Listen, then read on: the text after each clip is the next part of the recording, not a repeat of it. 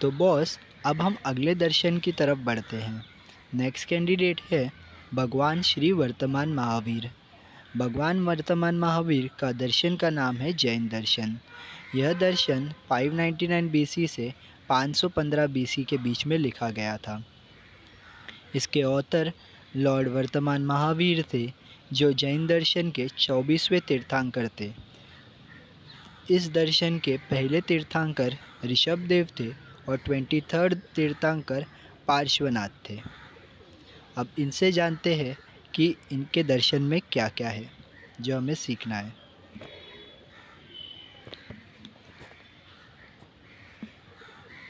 जैन, जैन यानी कि जिन। जिन वो व्यक्ति है जिसने अपनी इच्छाओं पे, अपने मन पे विजय प्राप्त कर ली है। हर इंसान जैन या जैन बन सकता है, बस उसे अपने इच्छाओं पे विजय प्राप्त करनी होगी। जैन धर्म की 2 शाखाएं हैं, एक दिगंबर और एक श्वेतांबर। दिगंबर वो नग्न साधु हैं और श्वेतांबर यानी वस्त्रधारी। इसमें और भी बहुत विभिन्नता है, पर अभी मैं इतना ही बता रहा हूँ। पर्याय नाम इसके आहार्त दर्शन है। इसकी किताबें, इस मेरे दर्शन में लिखी गई किताब है तत्वार्थ सूत्र, जो संस्कृत भाषा में है। सृष्टि उत्पत्ति पे मैं ऐसा विचार करता हूँ कि जो द्रव्य है वो 2 हिस्सों में बांटे गए हैं, जीव और अजीव, यानी living things and non living things. जीव 2 प्रकार के हैं, संसारी और मुक्त। संसारी जीव यानी कि एक सामान्य मनुष्य, और मुक्त जीव यानी कि वो जो जिन है। उसमें भी सिद्ध और तीर्थंकर 2 प्रकार हो गए। सिद्ध वो जिन्होंने ज्ञान प्राप्ति के बाद संसार को त्याग दिया, और मुक्त वो जिन्होंने ज्ञान प्राप्ति के बाद संसार का मार्गदर्शन किया। और यहाँ पे अजीब में मैं पुद्गल, धर्म, अधर्म, आकाश और काल को समझता हूँ। पुद्गल एक ऐसा अनस्टेबल सा सब्सटेंस है जिससे सभी द्रव्यों की उत्पत्ति होती है। अब जब में से कोई मोक्ष के बारे में पूछता है तो मैं रत्नत्रय के बारे में बताता हूँ, जिसका अर्थ है सम्यक दर्शन, सम्यक ज्ञान और सम्यक चरित्र। सम्यक दर्शन यानी मनुष्य की दृष्टि अच्छी होनी चाहिए। सम्यक ज्ञान यानी कि उसका ज्ञान भी अच्छा होना चाहिए। और सम्यक चरित्र यानी वो मनुष्य चरित्रवान होना चाहिए। ऐसा मनुष्य अपने आप मोक्ष को प्राप्त कर लेगा। मेरे दर्शन की खास बात है कि मैंने 7 तत्वों को माना है, जीव, अजीव, फिर उसके बाद में आश्रव, बंध, स्वरम, निर्जरा और मोक्ष। जब मैं जीव के बारे में सोचता हूँ तो उसकी सुख, दुख, चेतनाएं होती हैं। अजीव के पास ये तीनों नहीं होती। आश्रव यानी पुद्गल से जो कर्म होता है वो, बंध यानी आत्मा से बंधित कर्म, और सवर यानी कि कर्म के बंधन को रोकना, और निर्जरा यानी कर्मों का ही क्षय कर देना, और अंत में मोक्ष, जिसमें कर्मफल से मनुष्य बंधित नहीं रहता।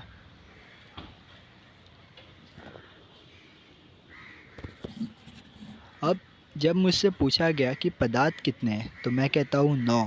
जो मैंने 7 तत्व बताए, उसके अलावा पाप और पुण्य।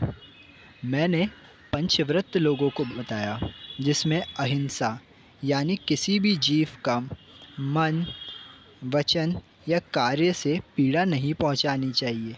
फिर है सत्य, सत्य में हित, मित और प्रिय वचन बोलने चाहिए। फिर आस्तेय यानी किसी भी वस्तु को जो अपनी नहीं है उसे ग्रहण नहीं करना चाहिए। ब्रह्मचार्य यानी मन, कार्य और वचन से कर्मों का त्याग कर देना चाहिए। अपरिग्रह यानी पदार्थों के प्रति ममत्व की भावना को नहीं रखकर बुद्धिपूर्वक उसका इस्तेमाल करना चाहिए। फिर 4 कषायों को मैंने बताया। कषाय मतलब ये वो 4 प्रकृति के गुण हैं जिससे आत्मा को कष्ट मिलता है, जिसमें क्रोध, मान, माया और लोभ है। फिर मैंने 4 गतियों के बारे में बताया, जो कि है दैव गति, मनुष्य गति, तिर्यच गति और नरक गति। ये गति जब मैं संसार को देख रहा था, तब मुझे 4 भिन्न प्रकार के जीव मिले हैं। एक, जानवर, जिन्हें तीर्य गति में मैं कहता हूँ, उनकी जीवन शैली इसी तरह होती है। मनुष्य गति में हर वो सामान्य मनुष्य आता है। दैव गति में वो ऋषि या वो दैविक लोग आते हैं जिन्होंने सिद्धियों को प्राप्त किया है। और नरक गति में वो पापी दुराचारी लोग आते हैं जिनके जीवन का कोई उद्देश्य ही नहीं होता, सिर्फ दूसरों को तंग करना और परेशान करना ही उनका जीवन होता है। 4 निक्षेप, जैसे कि मेरा अपना धर्म है, वैसे अनेकों धर्मों का ज्ञान लेना उचित है, पर एक मनुष्य को इतना सब कुछ याद रखना संभव नहीं। इसलिए याद रखने हेतु मैंने 4 निक्षेप बताए हैं। या तो आप उसे नाम से याद कर लो, या तो उसे स्थापना से याद कर लो, या तो उसमें पाए गए द्रव्यों से याद कर लो, या उसके द्वारा जो प्राप्त भाव है उससे याद कर लो।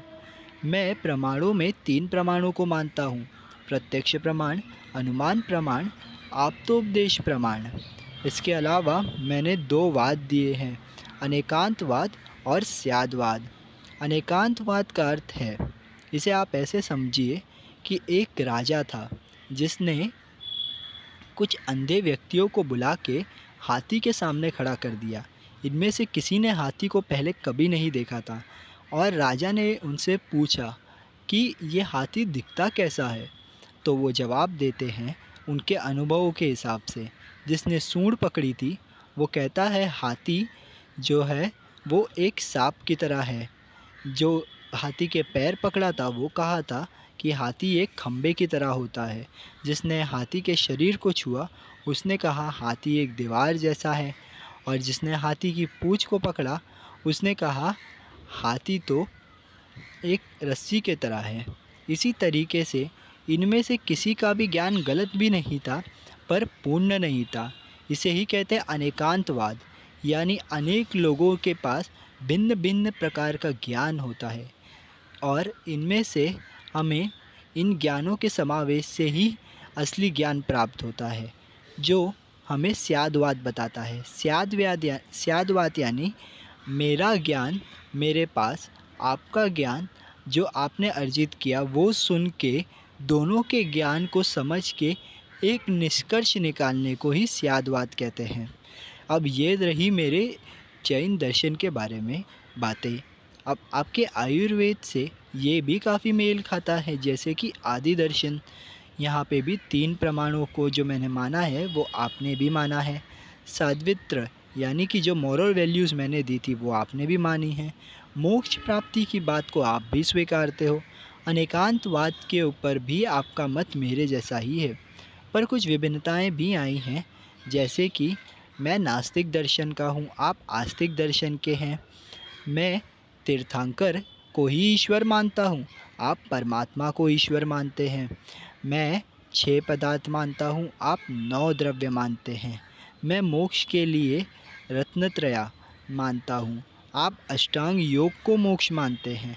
मैं मोक्ष को निवारण बोलता हूँ, आप मोक्ष को मोक्ष ही बोलते हैं। आपके लिए ये जो रचना है वो अनादि नहीं है, पर मेरे लिए अनादि है, यानी कि ये रचना को किसी ने बनाया नहीं, ये पहले से थी, और आपके लिए इसका रचयिता परमात्मा है। बस ऐसा ही है मेरा जैन दर्शन। शुक्रिया। सो बॉस, अब आप डिसाइड कीजिए आपको ये दर्शन कैसा लगा।